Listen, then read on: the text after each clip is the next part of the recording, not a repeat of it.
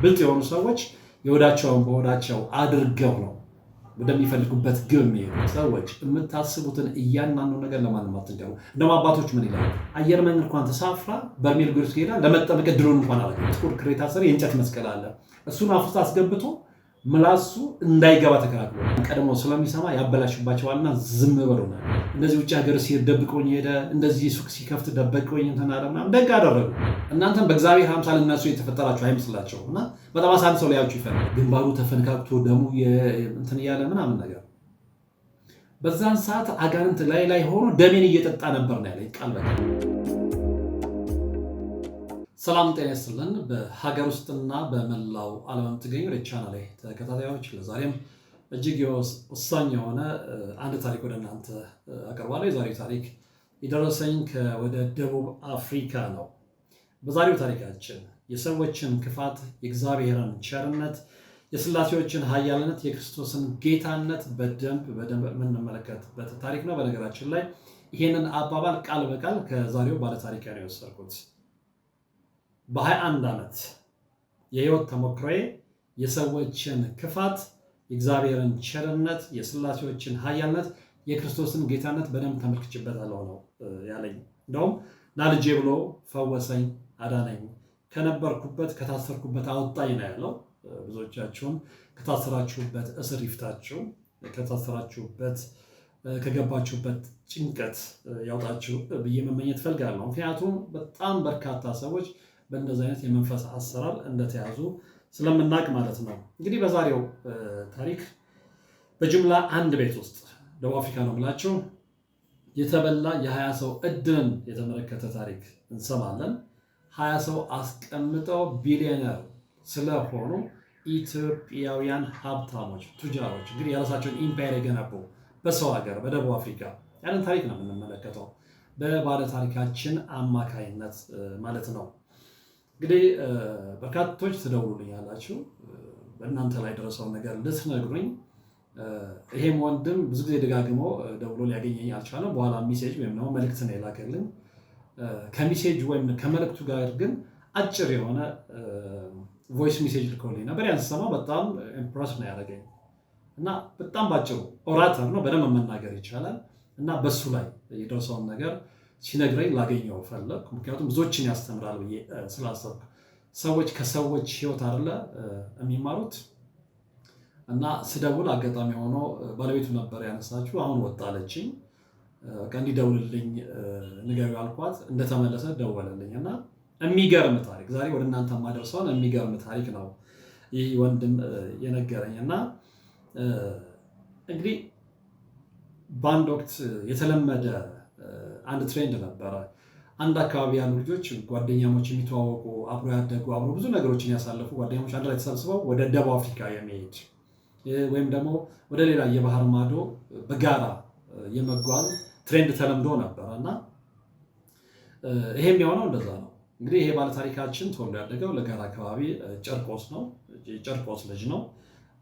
በቂ በሆነ ምክንያት ስሙን መጥቀስ አስፈላጊ አይደለም፣ ትረዱኛላችሁ ብዬ አስባለሁ። የሱንም ፕራይቬሲ የሱንም ነፃነት መጠበቅ ስላለብኝ ማለት ነው። እና ስለዚህ እዛ ከሄደ በኋላ የደረሰበትን ነገር ነው አሁን ለእኔ ሊነግረኝ የፈለገው። እሱም ብቻም አይደለም እና ብዙ ነገር የተገለጸለት መንፈሳዊ አይኑ በርቶ ከተገነዘበ በኋላ ነው። ለዚህም ነው ብዙዎቻችን መንፈሳዊነታችን አልተገለጸም፣ መንፈሳዊ አይናችንን እንግለጥ የምንለው እንደዚህ አይነት መርሃ ግብሮችን በሰራን ቁጥር ማለት ነው። እና መንፈሳዊ አይኑ የተገለጸለት ሰው ወደ መፍትሄ ሄድና ራሱንም ቤተሰቡንም ያድናል። ይህ የዛሬው ባለታሪካችን እንደዛ ነው ያደረገው። እሱም ድኗል፣ ቤተሰቡ ድኗል። ዛሬ ደስ የሚል አይነት ህይወት ውስጥ ነው ያለው። ነገር ግን ወደኋላ ሄድ ብሎ ያንን ታሪክ መናገር ያስፈለገው ለምንድን ነው? ሌሎች እንዲማሩበት በዛ አይነት የጭንቀት ዓለም ውስጥ አልፈው መዳን እንደሚቻል በእግዚአብሔር ኃያልነት፣ በእግዚአብሔር ቸርነት፣ በሥላሴዎች ኃያልነት፣ በክርስቶስ ጌታነት መዳን እንደሚቻል መመስከር ስለፈለገ ነው ይህን ታሪክ ሊነግረኝ የፈለገውና ቀጥታ ወደ ደቡብ አፍሪካ ከመሄዳችን በፊት የነገረኝ ነገር አለ። በሱዳን በኩል አድርገው ሌሎች እንዲህ በሊቢያ አቋርጦ እንደዛ ታሪኮች አሉ። እሱ ግን ከታሪካችን ግብዓት ጋር ብዙ ግንኙነት ስለሌለ እሱን እዛለዋለሁ እና እንደዚህ አይነትም አጋጣሚዎች ነበር። የመጀመሪያው ሙከራ ማለት ነው። ግን ዋናው አሁን እኔና እናንተ የምንነጋገርበት ታሪክ ዋናው የተፈጸመው ደቡብ አፍሪካ ውስጥ ስለሆነ ቀጥታ ደቡብ አፍሪካ ነው የምወስዳቸው። የሱዳኑን እዛ የቆዩበትም ምናምን እተዋለሁ ብዙም አሰልቺ ሊሆንባቸው ስለሚችል ማለት ነው። ለባለ ታሪኩ የህይወቱ አካል ነው፣ አሰልቺ ይሆናል። ለእናንተ ግን አሰልቺ ይሆናል። እና እንግዲህ ይሄ ልጅ ብቻውን አይደለም ወደ ደቡብ አፍሪካ የተጓዘው፣ ወንድሙ አለ፣ ታላቅ ወንድሙ፣ ሌሎችም ደግሞ የሰፈር ልጆች አሉ። እንደውም ሁለተኛ ባች ነን ያለኝ ካልተሳሳትኩኝ። ያን የምታስታውስ ከሆነ ብዙ የጨርቆስ ልጆች ወደ ውጭ በሊቢያ በኩል ሄደው የደርሰው ነው ማደጋ የምናስታውስ ነው። በጣም ያዘንበት ነው። ሀዘናችንን የገለጽንበትንም ታሪክ ሊቢያ ውስጥ የሆነውን ነገር ታስታውሳላቸው። እና እነዚህም ልጆች እንደዛ ነበር። ከዛ በኋላ ደግሞ ሳይሳካላቸው ተመልሰው በሌላ ሙከራ እንደገና ሱዳን ቆይተው ባደረጉት ጥረት በአንዳንድ ሰዎች በሚያውቋቸው ወንድሞቻቸው እገዛ ወደዛ ነው ሄዱት። እና ባለታሪካችንን የሚወሰደው ደቡብ አፍሪካ ውስጥ የሚኖር እና በጣም የሚቀርበው ሰው ነው፣ ባለሀብት ነው። እሱ ጋር ሄዳል። እዛ ከሄደ በኋላ ግን ብቻውን አልነበረም እንዳልኳችሁ ማለት ነው። እና ከሱ ጋር አንድ ቤት ውስጥ ነው ያለኝ። አንድ ቤት ውስጥ አልሞስት 20 እንደርሳለን ያለው። 16ቱ አንድ ቦታ ላይ ታጉረው የሚኖሩ ናቸው። ሌሎቹ ግን ወደ 4 ያህል እዛው አካባቢ ሆነው ግን ከዛ ቤት ውጭ ግን አንድ ላይ የሚሰሩ ማለት ነው። ትልቁ ነገር የሚጀምረው ከዚህ ነው። ትልቁ ነገር የሚጀምረው ማለት ነው። እና እንግዲህ በጅምላ አንድ ቤት ውስጥ ከገባችሁ በኋላ ብያችኋለሁ። በጅምላ አንድ ቤት ውስጥ የተበላ የ20 ሰው እድልን የተመለከተ ታሪክ ነግራችኋለሁ ያልኳችሁ። እና መናፍስታዊው አሰራር ከሀገራችንም አልፎ ባህር ማዶን ተሻግሮ እንደመጣ ማለት ነው። እና እዛ ውስጥ ወደ 16 ሰዎች እንኖራለን፣ ታጉረናል። ይሄ ሰው ቢሊየነር ነው። ትልቅ ኢምፓየር ማለት ትችላላችሁ። በትልቅ የደቡብ አፍሪካ ከተሞች ወደ 4 እና ከዛ በላይ ሱቆች አሉት፣ ዌር ሃውሶች አሉት። በደንብ የሚንቀሳቀስ በጣም ቢሊየነር የሆነ ሰው ነው። እነዚህን ሰዎች እንግዲህ አንድ ላይ ሰው ይፈለግ ነበረ። ስራው እየሰፋ ስለመጣ የዛ ሰው ስራ እነዚህ ሰዎች ወደዛ ነው እዛ ነው የገቡት። ይሄም እንግዲህ በሙሉ ወጪውን ችሎ ይሄንን የባለ ታሪካችንን የሚወሰደው ይሄ ሰው ነው። ሌሎቹ በራሳቸው መንገድ ሄደው እዛ የተገናኙ ናቸው። ስራው ይጀምራል። ደሞዝ የለም። በጣም የገረመኝን ነው የምነግራቸው። ደሞዝ የለም። እንደው እሱ ፍቃደኛ ስላልሆነ አሁን ያለበት ቦታ ላይ በጣም ታዋቂ ሰው ስለሆነ ድምፁ እንዲሰማ ስላልፈለገ እንጂ ሙሉ ድምፁን ሪከርድ አለኝ እና ደጋግሜ ሰማው ነበረ። የታሪኩን ፍሎው ጠብቄ ለእናንተ ማድረስ ስላለብኝ ማለት ነው። ረጅም ታሪክ ነው። በጣም ረጅም ሰዓት ነው በስልክ ያወራ ነው። ግን ሙሉ ሪኮርድ አድርጌው ያንን እየደጋገምኩኝ ነው የሰማሁት። ታሪኩ ከኔ ጋር እንዲዋሃድ በማሰብ ማለት ነው። እና እዛ ቤት ውስጥ ምንድነው የሚሆነው? እንግዲህ ትልልቅ ሱቆች ናቸው ያሉት። ዕቃ ይጫናል፣ ይወርዳል። የእነዚህ ሰዎች የስራ ድርሻም ይሄ ነው። አንድ ላይ ነው የሚያድሩት፣ አንድ ላይ ነው የሚበሉት። አንድ ቤት ውስጥ ውጭ መውጣት አይፈቀድም። ጠዋት ትወጣላችሁ፣ በመኪና ተጭናችሁ ወደ ሱቅ ትሄዳላችሁ። እዛ ዕቃ ይወጣል፣ ይወርዳል፣ ይጫናል። እንዲህ አይነት ነገር እሱን ከጨርሳችሁ በኋላ አምሽታችሁ ወደምታድሩበት ቤት ትመጣላችሁ። እዛው ትበላላችሁ፣ እዛው ትጠጣላችሁ። የሚያስፈልጋችሁ ነገር እዛ ተሟልቶላችኋል። ከዛ ውጭ ግን ከሰው ጋር መገናኘት በወጣትነት እንግዲህ ብዙ ነገር ያምራል አለው። ውጭ ወጥቶ መዝናናት፣ ሻይ ቡና ማለት፣ ገርል ፍሬንድ መያዝ፣ ከገርል ፍሬንድ ጋር ወክ ማድረግ ምናምን እሱ የሚታሰብ አይደለም ነው ያለው። ልክ እንደ ሮቦት ቀኑን ሙሉ በስራ ትውላላችሁ። አምሻችሁ ድክምክም ብሏችሁ ወደምታድሩበት ቤት ትመጣላችሁ። እዛው 16 ሰው ታጭቆ እንግዲህ 4 ልጆች ውጭ አሉ ብያችኋለሁ። በራሳቸው እንትን የሚሉ አልሞስት 20 ናቸው። ይሄ የተለመደ ህይወት ነው። ለሊት ተነስቶ ወደ ስራ መሄድ 11 ሰዓት ላይ፣ ማታ አምሽቶ ወደ ማደሪያ ቤት መምጣት፣ እዛ መብላት፣ እዛው መጠጣት፣ አለመዝናናት። ፖኬት መኒ ያላቸው ስለው የለንም ነው ያለኝ። እና ያለ ፖኬት መኒ ምንድን ነው? ስለዚህ ከሀገር ውስጥ ስትወጡ በዓላማ ነው። ውጭ ሀገር ሄደን ከብዙ ውጣ ውረድ በኋላ ቤተሰቦቻችንን እናሳልፋለን፣ የእኛም ህይወት ይለወጣል ብላችሁ ነው። ስለዚህ ገንዘብ የማታገኙ ከሆነ ዝም ብሎ በነፃ ጉልበትን መገበር ምን ያደርጋል ብየው ነበረ። እና ትክክል፣ ጥሩ ጥያቄ ነው የጠየቀኝ። ግን ምን ይባላል እንግዲህ በተለይ እኔም በተመለከተ አለ ሙሉ ወጪ አውጥቶ እሱ ወደዛ ስለላከኝ ወዲያውኑ ደሞዝ የመጠየቅ ድፍረት አላገኘሁም ነው ያለው። ያንን ወጪ ታሳቢ ማድረግ ማለት ነው። ግን ጊዜን እየወለደ ሲመጣ ትክክለኛ ጥያቄ እንደሆነ አወቅኩኝ። ወደ 6 ወር በዛ አይነት ሁኔታ ቆየዋል። እና ደሞዝ የማይከፈለን ለምንድን ነው? ሀገራችሁ ስትሄዱ ይጠራቀምላችሁና የሆነ ነገር ኢንቨስት ማድረግ ብትፈልጉም ገንዘቡ ይጠራቀምላችሁ። የምትበሉት እዚህ፣ የምትጠጡት እዚህ፣ የሚያስፈልጋችሁ ነገር የተሟላላችሁ እዚህ። ስለዚህ የኪስ ገንዘብ ወይ ደግሞ ደሞዝ ምን ያደርግላችኋል እንባላለን ያለው። ያንን አምነው ተቀብለው ነው እንግዲህ የገቡት። ነገር ግን በኋላ ነው እውነታው የገባው። በተለይ የመንፈስ አሰራር ሲገባው ማለት ነው። የመንፈስ አሰራር ሲገባው ወደኋላ ተመልሶ ሲያስታውስ ምንድነው የነዛ ሁሉን ሰዎች እድል ይሄ ሰው እንዳለ በጅምላ ማለት ነው በጅምላ በልቶታል። በሱ ቋንቋ ልጠቀም ብያለሁና እድል ይወሰዳል ብላችሁ ለዚህ ነውና ይሄ ሰው ግን የአንድ ሰው የሁለት ሰው እድል አይደለም የወሰደው። እዛ ውስጥ የሚያሰራቸውን ሰዎች እድል ጠቅላላ ወስዷል። በምን አወቅ ብትሉት ይሄ ልጅ ከዛ በኋላ የመምህር ተስፋዬን የመምህር ግርማን ትምህርት እየተማረ ሲገባው ሚስቱ በጣም ጠንካራ ነች። በነገራችን ላይ እሷን በስልክ አውርቻታለሁና ሲገባቸው በስላሴ ጣልቃ ገብነት ነው ሄዳ ነው ጸበል ቦታ ላይ ሄዶ መንፈሱ ነግሮታል። ከዛ ብዙ ተደጋጋሚ ህልሞችን አይቷል። በጋር ነው ያየው በጋር ማለት ነው። እና በዛ ነው ያወቀው ልላችሁ ፈልጌ ነው። 6 ወር ላይ መነጫነጭ ጀመርኩኝ አለ። በቃ በጣም ቦሪንግ ሆነብኝ አለ። ሰው ሀገር ነው ያለሁት፣ እንደ ሰው ወጥቼ መዝናናት አልችልም። እንግዲህ እዚህ በስፖርተኝነት ነው ያሳለፈው። ምንም አይነት ሱስ የለበትም። የጨርቆስ ልጅ ነው ብያችኋለሁ። ምንም አይነት ሱስ የለብኝም ማለት ስፖርት ውስጥ ነው ረጅም ጊዜ ያሳለፍኩት። እዛ በነፃነት ከኖርኩበት እንግዲህ ጨርቆስን የምታውቁት ታውቃላችሁ። የጨዋታ ቦታ ነው። በጣም ማህበራዊ ህይወት በደንብ የሚታወቅበት በተግባር የሚታይበት ሁሉም የሚፋቀርበት የሚተዛዘንበት የሚተሳሰብበት ሰፈር ነው። ከዛ ሰፈር ወጥታችሁ እንደዚህ አይነት ሲኦል ውስጥ ስትገቡ የቆመስ ውስጥ ስትገቡ ምን አይነት ስሜት ሊኖራችሁ እንደሚችል መገመት አይከብድም። እና ከዛ አይነት ህይወት ውስጥ ወጥቼ እዛ መኖር ከበደኝ አለ። ከዛ መነጫነጭ ጀመርኩኝ 6 ወር ላይ።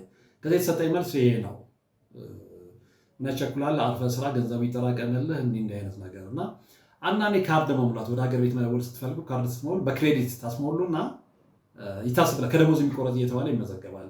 ጫማ ልብስ ስትፈልጉ በክሬዲት ይገዛላችሁና ከደሞዝ የሚቆረጥ እየተባለ ይታሰብላችኋል። ገንዘቡን ካሹን ግን በእጃችሁ አታገኙና በዛ አይነት ብዙ ቆየሁ አለ። በቃ በመሀል ብዙ ነገሮችን ዘልያለሁ አለ። መቃቃሩ ምኑ እንዳለው ነው ማለት ነውና ከዛ ከ1 ዓመት ከ2 ዓመት በኋላ በቃ ለየልኝ አለ። አይ በዛ አይነት ሁኔታ አልኖርም፣ ስለዚህ በቃ መልቀቅ አለብኝ። እና ይሄ ሰውዬ ደግሞ የቀጠራቸው ይሄ ቢሊዮነሩ ሰው ኢትዮጵያዊ ቢሊዮነር እነዚህ ሰዎች የሚጠቀመው ሰው ይሄንን ልጅ ካጣው እንደሚጎዳ ያውቃል። ምክንያቱም የልጅ ተጽዕኖ ፈጣሪ ነው።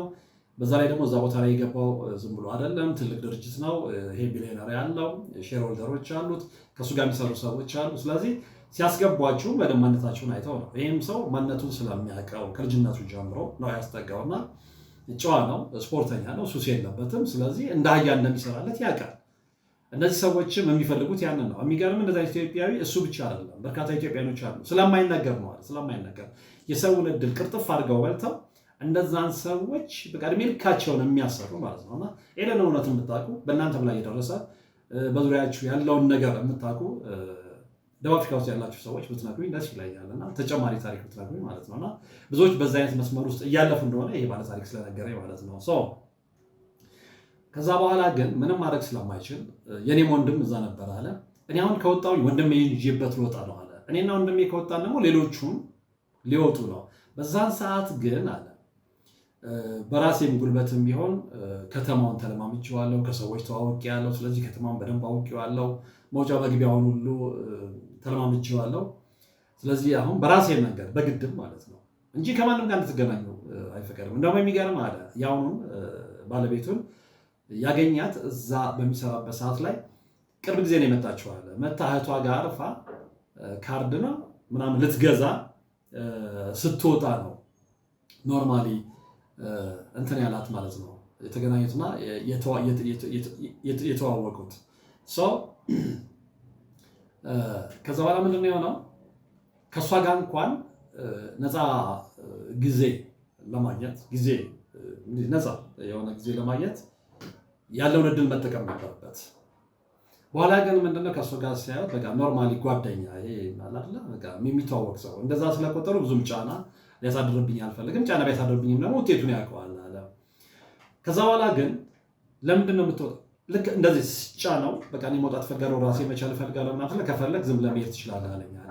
እንግዲህ አስቡት 2 ዓመት ለፍታችሁ ያን ያህል አንድ ቤት ውስጥ 16 ሆናችሁ ታጭቃችሁ ሌሊት 11 ሰዓት ላይ እየተነሳችሁ ጉልበታችሁን ገብራችሁ ማታ ድክምክም ውልቅልቅ ብላችሁ መታችሁ እየተኛችሁ ያን ያህል ዓመትና 2 ጉልበታችሁን ከገበራችሁ በኋላ አንድ ሰው ራሴ መቻል እፈልጋለሁ ስትሉት ዝም ለመሄድ ትችላለህ ቢላችሁ ምንድን ነው ፊልም የምታደርጉት? እና ለምንድን ነው እንደዛ ያለ ስለው አንደኛ በገንዘብ መመካት ነው። ይቅርታ ለቃሉ ነው ያለኝ እና ይሄ ሪሊ ነው ሪያሊቲ ነው። አንዳንድ ጊዜ በጣም ገንዘብ ያላቸው ሰዎች ሁሉንም እያልኩ አይደለም እና በጣም በገንዘባቸው መመጻደቅ ሲጀምሩ ሰው አይመስላቸው ከምሬ የምላቸው ልክ እንደነሱ እናንተ የሥላሴ ፍጡራት መስሏቸው እናንተም በእግዚአብሔር አምሳል እነሱ የተፈጠራችሁ አይመስላቸው እና በጣም አሳንሰው ሊያዩችሁ ይፈልጋሉ። ሰውን በሰውነቱ ማክበር አይፈልጉ እና እሱም ላይ እንደዚህ አይነት ንቀት ነው የተመለከትኩት አለ። ግን እኔም ራሴን አውቀው ስለነበረ ስለዚህ መወሰኔን እርግጠኛ ሲሆን ሳይወድ በግዱ የሰራሁበትን አስበው አበደረኝ አለ። ያው የሰራሁበትን ነበረ አበደረኝ። ለዛ ቴንኪው ማለት ፈልጋለሁ። ክሬዲቱን አልነሳውም ያለው ይወጣና እዛው አካባቢ ሱቅ ይከፍታል። ይሄ ወንድማችን ባለታሪካችን ማለት ነው። ሱቅ ይከፍትና መስራት ይጀምራል። ስራው ጥሩ ሆነ። ከዛ በኋላ ያችን ልጅ የተዋወቃትን ካርድ ልትገዛ ወጣ። እዛ የተዋወቃትን ልጅ ያው ገለፍነኝ ሆና ነበረ። በኢትዮጵያዊ ባህል ሽማግሌ ይልክና ያገባታል። እግዚአብሔርም ደግሞ አላሳፈራቸውም። ንግዱ ጥሩ እየሆነለት ይመጣል። ሚስቱ በጣም የተባረከች ልጅ ነች። ነግሬያቸዋለሁ፣ በስልክ አውርቻታለሁ ብያቸዋለሁ። ከሱ የበለጠ እንደውም እሷ ነግሬዋለሁ። ቀረ ኃይለው ታሪክ ሲከታተል መንፈሳዊ ህይወቷ ላይ ያላት ጥንካሬ በጣም ደስ ይላል። በጣም ደስ ይላል። አሁንም እሱ እዛ ትራክ ውስጥ ገብቷል እና እግዚአብሔር በልጅ ባረካቸው። የመጀመሪያ ልጃቸውን አገኙ። አሁን በነገራችን ላይ የአራት ወንዶች ልጆች አባትና እናት ሆኗል። በጣም ደስ ይላል። እግዚአብሔር እንግዲህ ከብዙ ፈተና ውስጥ አውጥቷችሁ ሲባርካችሁ ያጣችሁትን ሁሉ ነው የሚያካክስላቸው። ለዚህም ነው የሰዎችን ክፋት ባየሁበት አይኔ ነው ያለኝ። የእግዚአብሔርን ቸርነት፣ የሥላሴዎችን ኃያልነት፣ የክርስቶስን ጌታነት በደንብ ተመልክቻለሁ። እንደውም ምንድን ነው ያለኝ? እና ልጄ ብሎ ፈወሰኝ፣ አዳነኝ፣ ከነበርኩበት ከታሰርኩበት አወጣኝ። ለእኔ ጌታ ምን ይሳነዋል? የሆነ ነገር ሲወረኝ ይሰማኛል። አያስቀናም? እንዲህ አይነት ምስክርነት። ስለዚህ እግዚአብሔር ልክ እንደዚህ ልጅ እንዲቀርበን ልባችንን ከፍተን ልናስገባ ይገባል እንጂ ልባችንን ቆልፈንበት ቤት በኩል ነው ሊረዳን የሚችለው። እና ከዛ በኋላ ስራዬን መስራት ጀመርኩ ያለ ነገሮች ጥሩ የሆኑልኝ መጡ። ከዛ በኋላ ከቆይታ በኋላ ሀገር ቤት ይመጣና አንዳንድ ነገሮችን ፕሮጀክቶቹን ነድፎ ይሄዳል። አንዳንዶችን ኢንቨስት ያደርጋል ምናምን በቃ ብዙ ነገሮችን እና ሀገር ቤት ደርሶ ይመለሳል። ቁጥር አንድ መከራ የሚጀምረው እንግዲህ እዚህ ጋር ነው ማለት ነው። ከዛ ከተመለሰ በኋላ ይሄ ልጅ ምንም የሚያውቀው ነገር የለም ስለ መንፈሳዊ ነገር ወይም ስለ መንፈስ አሰራር ግንዛቤው የለው ምንም። እሱም እንዳለኝ እኔ እንደተረዳሁት ማለት ነውና ከዛ እንደመጣ የጥያቄ ማት ይቀርብለታል። ጥያቄውን የሚያቀርብለት ማለት ነው እንግዲህ ፒስ ሆነዋል። ያ ልጅ አሰርቶትም በቃ ራሴን እችላለሁ ሲል ወጥቶ የራሱን ሱቅ ሲከፍት ገንዘብ ሁሉ አበድሮታል። አብረው መኖር ወይም ደግሞ አብረው መስራት ባይችሉም በቃ ጓደኛሞች ናቸው። ስለዚህ ይሄ ባለታሪካችን እንደዛ ነው የሚያስበው። ያለካ በውስጡ የያዘውን ይዟል። ሲመጣ ያ የሚያሰራ ሰውና ባለቤቱ ይጠይቁታል። ሀገር ቤት እኔ የዋ ወንድም አለ ምንም የማውቀው ነገር የለም። ለካ ሙሉ ነገር ዝርግፍ አድርጌ የነገርኳቸው መርሃ ግብር ስሰራ ሰምታችሁ ከሆነ እናንተ ውስጥ ያለን ነገር አትናገሩ ምን ያለ ምክንያት አይደለም። እነዛ ሰዎች የተንኮል መረባቸው ውስጥ ስለሚያስገቧችሁ ማለት ነው። እና ሙሉ በሙሉ ታሪካችንን ሙሉ በሙሉ ውስጣችንን ካወቁ እነዛ ሰዎች ቤት በኩል እንደሚያጠቁን ያውቃሉ። እና ይሄም ልጅ ይሄም ወንድማችን ይሄም ባለታሪካችን ላይ የደረሰው ነገር ይሄ ነው። እና ያንን እንትን አልኩኝ አለ። ከዛ በኋላ ለውጦች መምጣት ጀመሩ። የመጀመሪያው ልጃችን ታመመ አለ። ልጃችን ታመመ። ደቡብ አፍሪካ ሲነገር ሰምተህ ከሆነ አለ። ደቡብ አፍሪካን ታውቀዋለህ ሲለኝ በዝና ነው ያልኩት። ኦፍኮርስ እንኳን ደቡብ አፍሪካ ከሀገር ወጥቼ አላውቅም እውነት ለመናገር። እና የደቡብ አፍሪካን ሕክምና ካውቀው በጣም ኤክስፔንሲቭ ነው አለ። ልጄን አስገባው። ስለዚህ የሰራሁበትን እዛ ላይ መዋል ጀመርኩ። ለልጄ ስለሆነ አልተሰማኝም አለ። ከዛ በኋላ እንግዲህ በሂደት ነው እነዛ አራት ልጆች የመጡት። ከዛ በኋላ መውደቅ መነሳቱም ይመጣል። ቤት ውስጥ ሰላም ይጠፋል።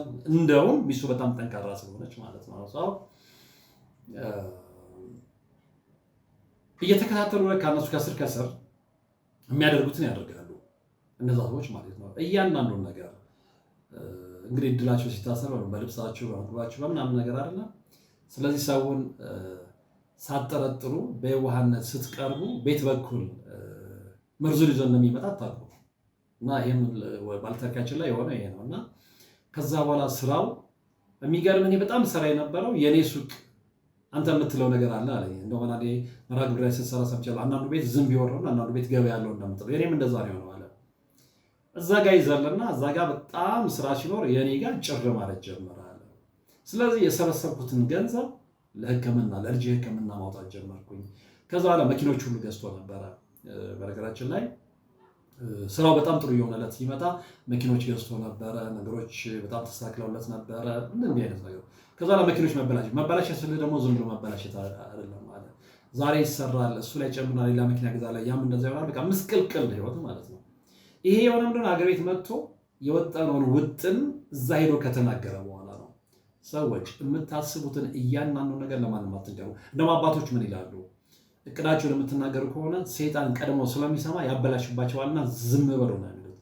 ዝም በሉ፣ ለማንም አትንገሩ፣ ለማንም አትንገሩ። አለበለዚያ ሺህ ጊዜ ትልቅ ፕሮጀክት ፕሮፖዛል ሀገርን አይደለም አንተን አይደለም ቤተሰብን አይደለም ዓለምን የሚለውጥ ፕሮፖዛል ብትሰራ መቼም ተግባራዊ አታደርገው ቀድመህ ከተናገርክ ማለት ነው። እና ብልጥ የሆኑ ሰዎች የሆዳቸውን በሆዳቸው አድርገው ነው ወደሚፈልጉበት ግብ የሚሄዱት።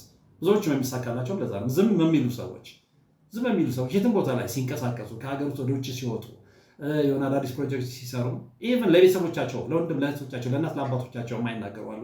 አንዳንዶቹ መዥገሮች ናቸው፣ ልባቸው አይገኝ። እኔ ግን በእነሱ ሀሳብ ነው የምስማማው። አያስፈልግም። የገባቸው ስለገባቸው ነው። ይሄ መዥገርነት አይደለም፣ ይሄ ምስትነት አይደለም፣ ይሄ ድብቅነት አይደለም።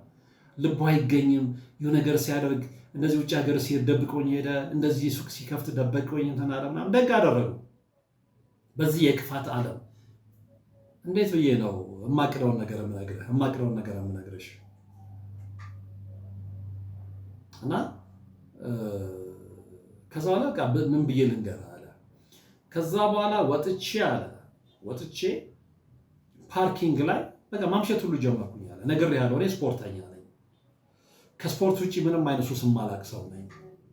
ከዛ በኋላ ግን ኢቨን ልጆቼም ተወልደው ማለት እንግዲህ ታሪኩን ዋናውን ልነግራችሁ ስለፈለኩ ነው። እያንዳንዱ ነገር ከጠበቅኩኝ ብዙ ጊዜ ይፈጃለን እና አራተኛ ልጃቸውም ተወልዷል እና ከዛ በኋላ ግን እንግዲህ የአራት ልጆች አባትም ሆኜ አለ ውጪ ማምሸት ጀመርኩ እስከ 6 ሰዓት እስከ 9 ሰዓት። ይሄ እንግዲህ ዴቪል ሃወር የምንለው ከዚህ በፊት አንድ ፕሮግራም ሰራ ነግሬያቸዋለሁ። ዴቪል ሃወር የሚሉት ነጮቹ ወይም ደግሞ እኛ የአጋንንት ሰዓት የምንለው ከ6 ሰዓት እስከ 9 ሰዓት ነው። በዛ ሰዓት እንደውም አትውጡ፣ ለሽንታችሁ አትዳፈሩ ምናምን ይባላል እና በዛ ሰዓት ላይ አጋንንት በደንብ እንደሚንቀሳቀሱ ስለሚታወቅ ነው። በዛ ሰዓት ላይ መኪና ውስጥ ሆኜ እጠጣለሁ አለ።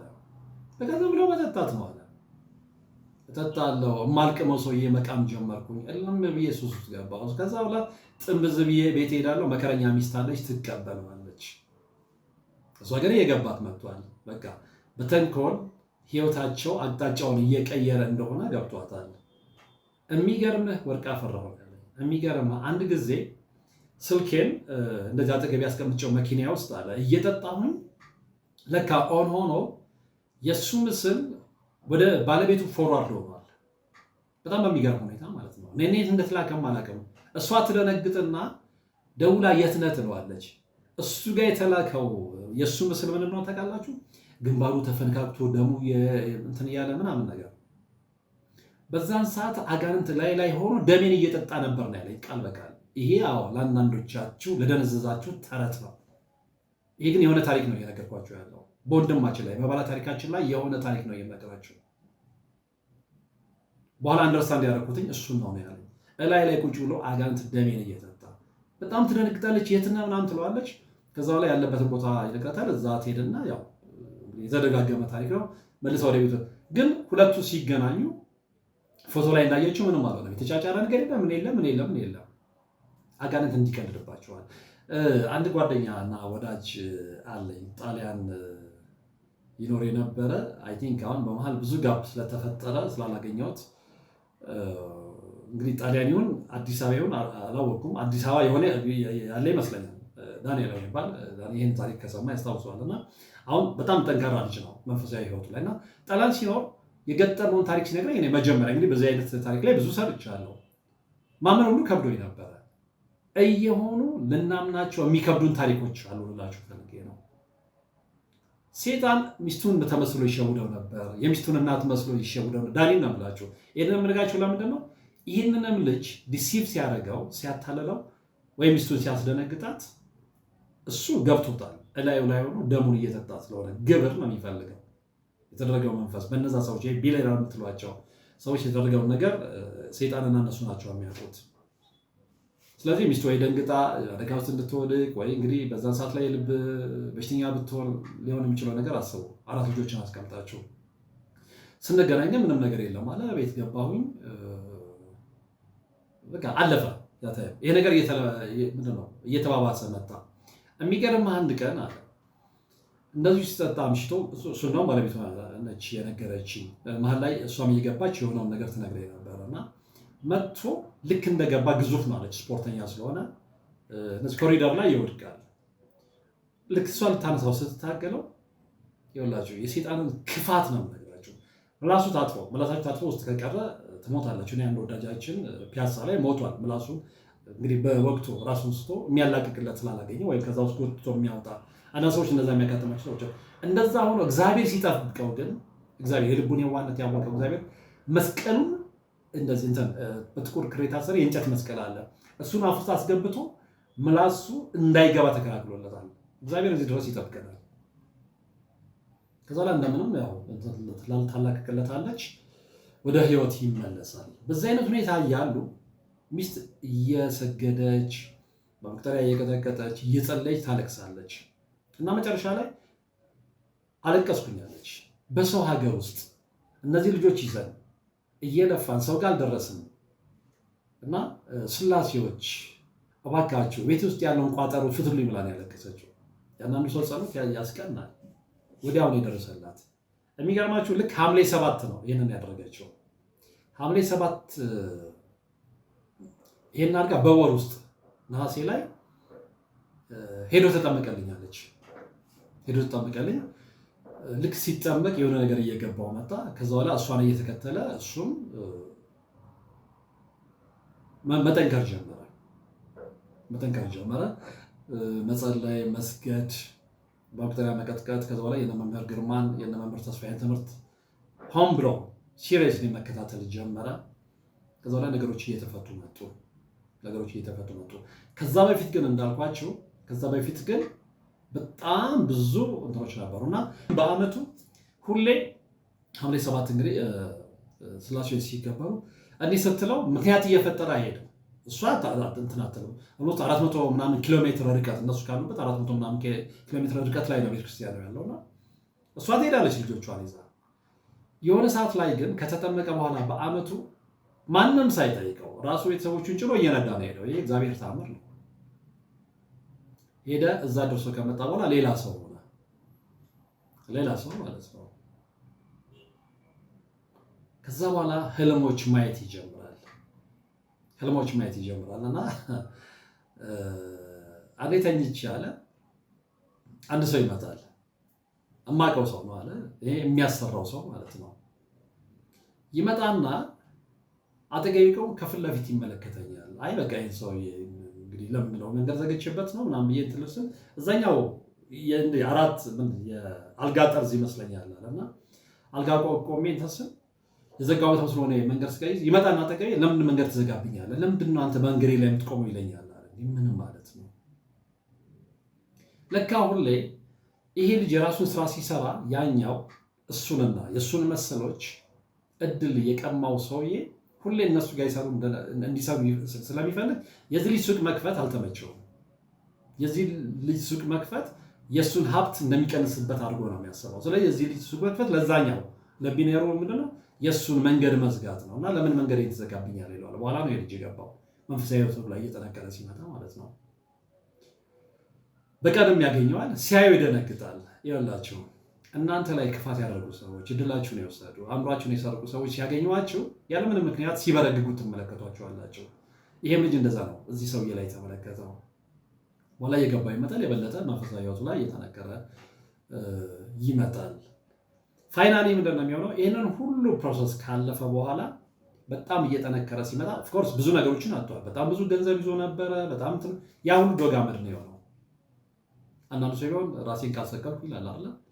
ነገር ግን የኢዮብን ትዕግስት ከመጽሐፍ ቅዱስ የተማረ ሰው ነው ከዛ በላይ መስዋዕትነት የከፈለ ስለሌለ እኔ ትንሿ መስዋዕትነት ብከፍት ምን ሆናለሁ? በእግዚአብሔር ካመንኩኝ እግዚአብሔር ነገ ያጣሁትን ሁሉ መልሶ ይሰጠኛል ብሎ ነው የሚጽናናው። ትክክለኛ ክርስቲያን እንደዛ ነው የሚያስበው። ትክክለኛ የክርስቲያናዊነት ማይንድ ሴታፕ ያለው ሰው እንደዛ ነው የሚያስበው። እና ይሄም ልጅ እንደዛ አይነት ማይንድ ሴታፕ ስላለው ባጣው ነገር አልተቆጨም። ኦፍኮርስ ብዙ ነገሮችን አጥቷል። እዚህም ሀገር ቤትም ብዙ ነገሮች ፌል አድርገውበታል። የሚገርም አለ ያንን ሁሉ ገንዘብ አጥቼ ቤቶች ነበሩት እነዛ ሁሉ ነገሮችን ተብሏል። በነገራችን ላይ ሱቁን ከጀመረ በኋላ በአንድ ጊዜ ነው ያበበው። ፍሎሪሽ ያደረገው በአንድ ጊዜ ነው። ብዙ ነገሮች ይሳኩለት ማለት ነውና እነዛ ነገሮች ሁሉ ነው ያጣው። ከዛ በኋላ እንደገና ከዜሮ ከስክራች ነው ህይወቱን የጀመረው። ሲጀምር ግን እግዚአብሔር አላሳፈረው። የበፊቱን ያህል አይሆን እንጂ አሁንም እያገኘ ነው። ግን አለ የሚገርም ሐምሌ 7 አልሄድም ብዬ ጸበል ተጠምቄ ከዛ በኋላ በአመቱ እየነዳሁ ቤተሰቦቼን ይዤ ከመጣሁበት ጊዜ ጀምሮ አይደለም አለ የሆነ ቀን ውጭ ወጥቼ ከራሴ ጋር ኮሚትመንት ገብቼ ከገባሁና እግዚአብሔር ጋር አልቅሼ ከጸለይኩኝ በኋላ ጫት የለም መጠጥ የለም ምን ሁሉ መጠጥ ሁሉ እርግፍ አድርጎ ትቷል። እርግፍ አድርጎ አሁንስ አልኩት አሁን ከስራ ወደ ቤት ከቤት ወደ ስራ በጊዜ መጣና ከልጆቼ ጋር አልጋ ላይ ሆኜ መጫወት አልኩትኝ። በረከቱን ልነግርህ አልችልም፣ ደስታውን ልነግርህ አልችልም። ኦፍ ኮርስ እንደበፊቱ ገንዘብ የለኝም፣ አንዳንዴ ልጨናነቅ። እንደዛ ሆኖ ግን በጣም እውነተኛ የሆነ ሰላም ውስጥ ያለ ይሄንን ነው ማወቅ ያለብን። ይሄንን ነው አንደርስታንድ ማድረግ ያለብን። ሰዎች ዙሪያችን በክፋት በደንብ የተደራጁ ሰዎች ዙሪያችን አሉ። አንደኛ እሱ ማወቅ መቻል አለብን። እነሱን ማሸነፍ የሚቻለው ግን በላ አይደለም፣ ባለማየት አይደለም። ሄደ ቦክስ ምንለው ሹራብን ሰብስበህ ቦክስ በመሰንዘር አይደለም፣ የእግዚአብሔርን መንገድ በመከተል ነው። እንደዚህ ወንድማችን ማለት ነው የእግዚአብሔርን መንገድ በመከተል እና የምቀኝነትን ጥግ እስከመጨረሻው አይቼዋለሁ ነው ያለኝ። የምቀኝነትን ጥግ አንተ ብቻ አይደለም ብዙዎቻችን አይተናል። የምቀኝነትን ጥግ ደግሞ በቅርብ ሰዎቻችን አማካኝነት ማለት ነውና ያንን ስላየን ግን ተስፋ ልንቆርጥ አያስፈልግም። ያንን ስላየን ሁሉም ሰዎች ላይ ቂም ልንይዝ አይገባም። እግዚአብሔር ቂም የሚቋጥር ልብ ያላቸውን ሰዎች አይፈልግም። የይቅርታ ልብ ካለን ግን እግዚአብሔር ቅርብ ነው። የይቅርታ ልብ ካለን ተበድለንም ተገፍተንም ብዙ ነገራችን ተነጥቀንም እንደ ሰው ሳንታይ ቀርተንም ሰዎች በእንደዚህ አይነት ሁኔታ ቢሊየነር ሆነው የእኛን ዕድል ወስደው የእኛን ብዙ ነገሮችን ካበላሹብን በኋላ አሳንሰው ቢመለከቱንም በትዕግስት ችለን ልባችንን ሰፋ አድርገን ይቅር ልንላቸው ይገባል። ከባድ ነው ኦፍኮርስ እንደ ዓለማዊ ሰው ስናስበው ከባድ ነው፣ ግን ትክክለኛው መንገድ ደግሞ እሱ ነው።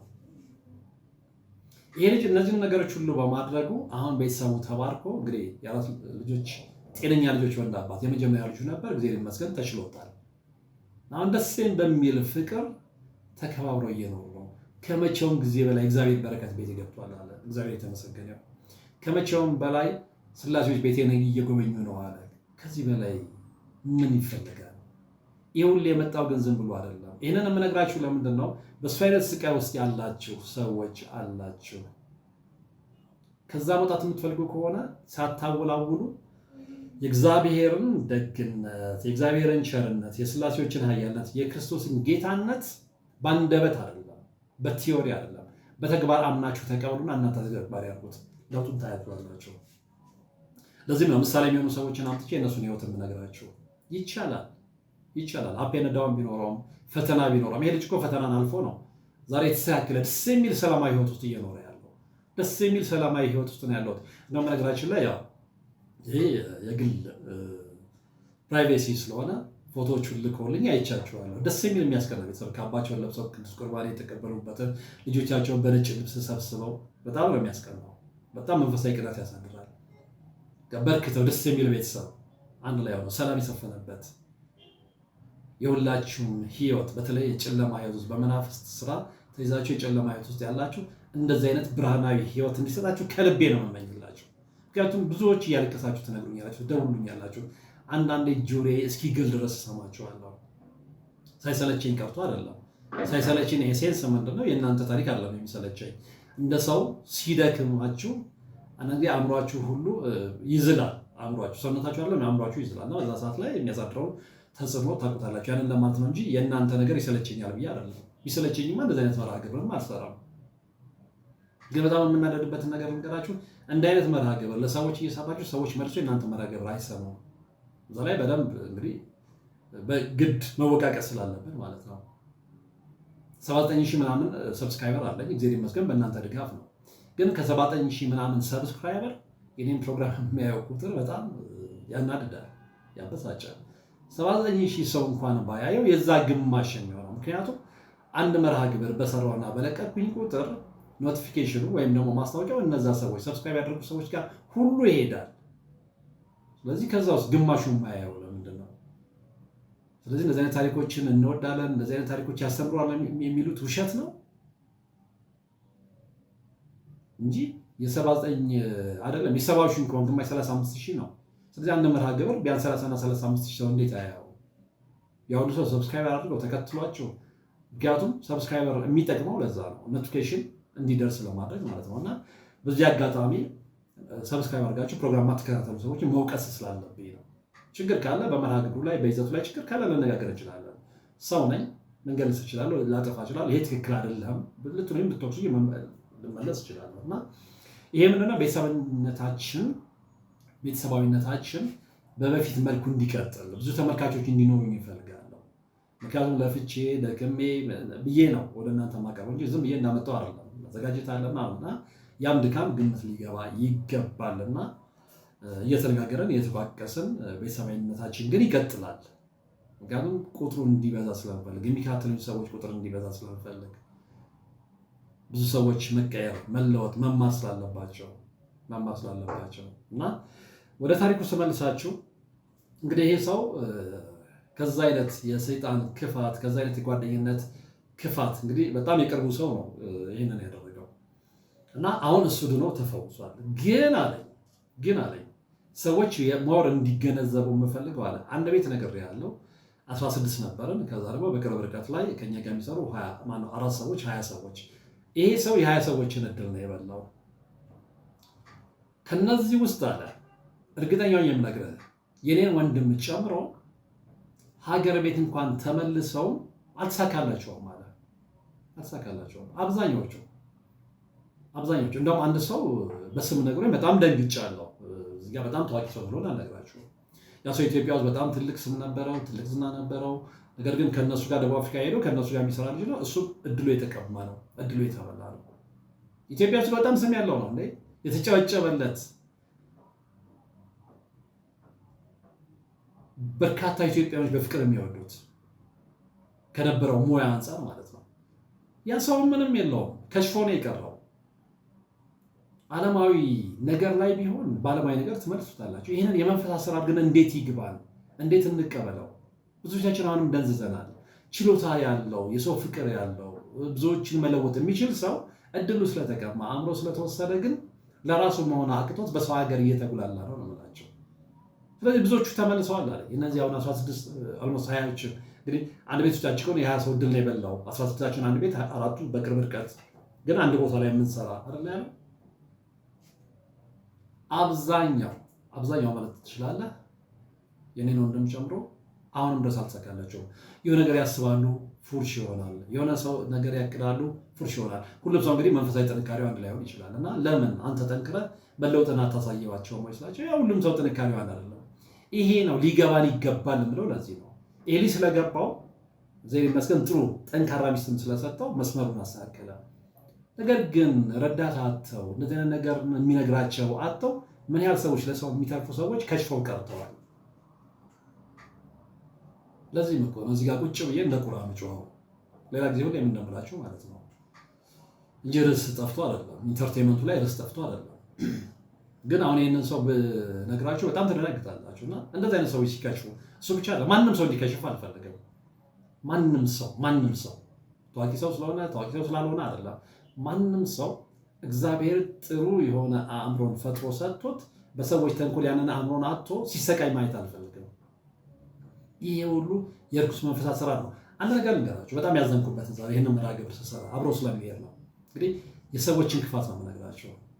አንዲት እህት ፕሮግራሜን በጣም ስለምትከታተል ከአሜሪካ የደወለች ቤተሰብ ሆን ታሪኳን ነግራኛች። በጣም የሚያሳዝን ታሪክ ነው።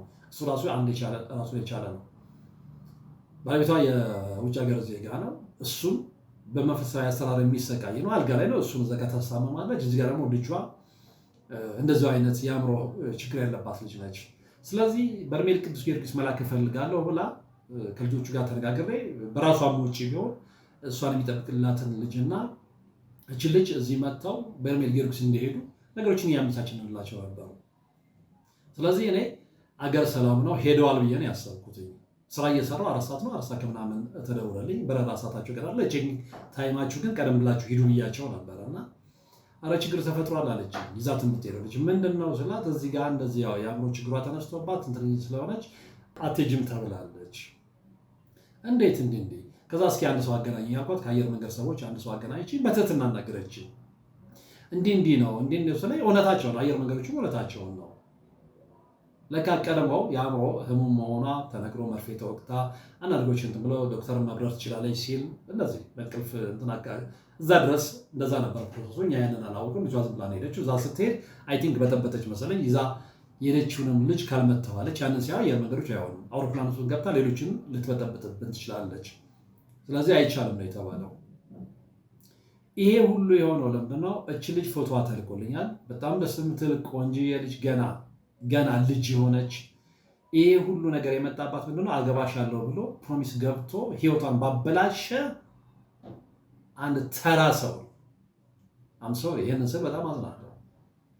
የሰው ልጅ ከመሬት ተነስቶ የሰው ልጅን እድል ሲያበላሽ አሜሪካ ውስጥ ነው ብላችሁ አሜሪካ ውስጥ ነው ተኖረ እናቷ አሜሪካ ነች ያለችው። አባትና እናት ተለያይተዋል። ስለዚህ እቺ ልጅ ያው ፋየር ኤጅ ነው ይሄ እሳት ዘመን ላይ ነው። ስለዚህ ቤተሰብ የማይሰማበት ጊዜ የለም። ስለዚህ እሱን መርጣ ሄደች። እሱ ተንኮል አስቦ ነው። እቤት ሲገባ የሆነ ነገር ያጨስባታል። እሷ ልጇ እንደተናገረችው ጤነኛ በነበረችበት ሰዓት ላይ ረማሚ ከዛ በኋላ ነው እየባሰ ሄዶ የደረሰችው። እቺ ልጅ አየር መንገድ እንኳን ተሳፍራ በርሜል ጊዮርጊስ ሄዳ ለመጠመቅ እድሉን እንኳን አላገኘችው። ይሄ ሁሉ የሚመጣው በእኛ ክፋት ነው። የመንፈስ ክፋት አሰራር ኢትዮጵያ ውስጥ በጣም ጥላውን አጥልቷል። ግን የሚገባው ሰው የለም ብለን ደግሞ አንቀመጠው። ይህንን ያነሳሁላችሁ ለምንድን ነው? የመንፈስ አሰራር ምን ያህል ኢትዮጵያ ውስጥ ክፋቱ ስር እንደሰደደ ላሳያችሁ ነው እንጂ ዋናው ታሪኬ ይሄኛው ነውና ኤኒዌይ ይሄ ልጅ ወጥቷል። ነገር ግን እነዛ ልጆች ከእሱ ጋር የነበሩት 16 ልጆች 20 ልጆች ኦልሞስት እሱ 20ኛው ነው 19 ልጆች አስቲል ነው አልተሳካላቸውም ያለው የእሱን ወንድም ጨምሮ ብዙ ነገሮች ወንድሜ መተመልከት አንድ መጽሐፍ ይወጣዋል ነው ያለኝ። እሱን የቻለ ታሪክ ደግሞ ሌላ ቀን አጫውታለሁ። ስለዚህ ይህንን ጠቅለልን ስንመለከት ወደ ታሪኩ መቋጫ ስንመጣ ሁለት ነገሮች ነው ልብ እንድትሉልኝ የምፈልገው። አንደኛው ክፉ ሰዎች ኢትዮጵያ ውስጥ ብቻ አይደለም ተከትለው ውጭ ሄደው እድላችንን መቀለጃ እንደሚያደርጉት በዛ አይነት ሁኔታ ማለት ነው። የራሳቸውን የቻለ ኢምፓየር አላቸው ነው ያለው። በጅምላ ሰዎችን ወስዶ ማሰራት እኮ አይደለም። ማሰራት ያባት ነው። የከፈልክ ብታሰራ ችግር የለውም እንዲያልፍልህ ነው። ድሉ አክሰሱ ካለኝ ቀጥሬ ባሰራ ምንም ማለት አይደለም። በአግባቡ ደሞዝ ልክፈልህ፣ በአግባቡ ነፃነት ልጠብቅልህ፣ በአግባቡ መጠበቅ ያለብኝን ፕራይቬሲ ልጠብቅልህ ምንም ማለት አይደለም። ወስጄ ግን በጅምላ ወስጄ የዛን ሁሉ ጠቅልዬ እድልን ወስጄ እኔ ቢሊነር ሆኜ አንተ እስከ ቤተሰቦች እያከክ እንድትኖር ግን አልፈቅድም። ይሄ ነው አሁን እየሆነ ያለው። ከሀገርም አልፎ በጎረቤት ሀገር ከሀገርም አልፎ ባህር ማዶ ተሻግረን በምንሄድባቸው ሀገራት ይሄ ነው እየሆነ ያለው። የዛኔ ታሪኮች በርካታ ደቡብ አፍሪካውያን ሊነግሩ ይችላሉ ነው ያለኝ። ኢትዮጵያውያን ደቡብ አፍሪካውያን ሳይሆን ሶሪ በደቡብ አፍሪካ የሚኖሩ ኢትዮጵያውያን። ስለዚህ ለካ ሀብታም የሆነ ሚስጥር ያው ሁሌም እናወራዋለን። አንደኛው መንገድ ይሄ ነው። በጅምላ ጉልበት ሰራተኛ ብለህ ወስደህ አእምሮን መበዝበር።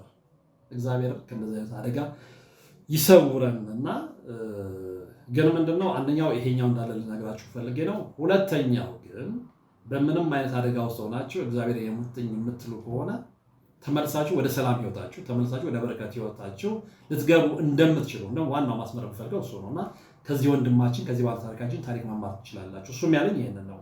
አንደኛው የጨለማውን ህይወት እኔ ያሳለፍኩበትን ህይወት ነገራቸው። እድሌ ተወስዶ ኢትዮጵያ ውስጥ መጥቼ ታሪክን ነግሬያቸው ያንን ሁሉ ተጠቅመው የኔም ብቻ አይደለም የነዛን አብሮኝ የነበሩትን የነገርኩን ቁጥር ልጆች እድሉን ወስደው የሆነውን ነገር አንደኛ ለተመልካቾች እንድትነግር እፈልጋለሁ። እንዲህ አይነት የክፋት ጥግ ላይ ደርሰናል። እሱን ሰዎች እንዲያውቁ እፈልጋለሁ ነው አንደኛው። ሁለተኛው ግን በትግል በጸሎት እንደውም ምንድን ያለኝ ተንበርክከህ መጸለይ እና ማንባት ስትጀምር ህይወት መቀየር ይጀምራል ነው ያለ። ልብ ያላችሁ ስሙ። ተንበርክካችሁ መጸለይ ሲጀምሩ፣ መስገድ ሲጀምሩ፣ ማንባት ሲጀምሩ እግዚአብሔር የት ነው ብላችሁ መፈለግ ስትጀምሩ ህይወታችሁ መቀየር ይፈልጋል። ይሄው ምስክር እንደሆነ ድምፄን በፍጹም እንዳትጠቀም ስላይደሉ ድምፁን ባሰማችሁ ደስ ይለኝ ነበር፣ ከእሷ አንደበት ብትሰሙት ማለት ነው። ስለዚህ ብዙዎች በመንፈስ አሰራር አሁንም እየተሰቃያችሁ እንደሆነ አውቃለሁ። ትደውሉልኛላችሁ። ነገር ግን ግድ የላችሁም። አሰልቺ ቢሆንም ህይወት ትግል ስለሆነ ጠንክሩ። የምትጠነክሩ ከሆነ ይህ ልጅ እንዳለው የሰዎችን ክፋት፣ የሰይጣንን ምቀኝነት ብቻ ሳይሆን የእግዚአብሔርን ቸርነት፣ የሥላሴዎችን ኃያልነት፣ የክርስቶስን ጌታነት አምናችሁ መቀበል ብቻ አይደለም በተግባር ትመለከቱታላችሁ። ቤታችሁ ለውጥ ላይ ታዩታላችሁና እግዚአብሔር ለዛ ያበርታችሁ ማለት እፈልጋለሁ። እንግዲህ ለዛሬ ወደ እናንተ ማድረስ የፈለጉት መርሃ ግብር የተከታተላችሁት ነበረ። ውድ ጊዜያችሁን ሰውታችሁ አብራችሁኝ ስለነበራችሁ ከልብ አመሰግናለሁ።